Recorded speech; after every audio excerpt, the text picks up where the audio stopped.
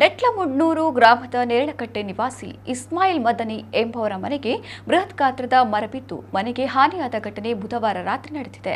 ಕಳೆದ ಹಲವು ದಿನಗಳಿಂದ ಸುರಿದ ಭಾರೀ ಮಳೆಗೆ ಈ ಮರ ವಾಲಿಕೊಂಡು ನಿಂತಿದ್ದು, ರಾತ್ರಿ ವೇಳೆ ಮನೆ ಮಂದಿ ಮಲಗಿದ್ದಾಗಲೇ ಮರ ಮನೆ ಮೇಲೆ ಬಿದ್ದಿದೆ. ಮನೆ ಮಂದಿಯೆಲ್ಲ ಮನೆಯೊಳಗೆಯೇ ಇದ್ದರೂ ಅದೃಷ್ಟವಶಾತ್ ಯಾವುದೇ ಜೀವ ಹಾನಿ ಸಂಭವಿಸಿಲ್ಲ. ಇದೀಗ ಮರ ತೆರವುಗೊಳಿಸುವ ಕಾರ್ಯಾಚರಣೆ ನಡೆಯುತ್ತಿದೆ.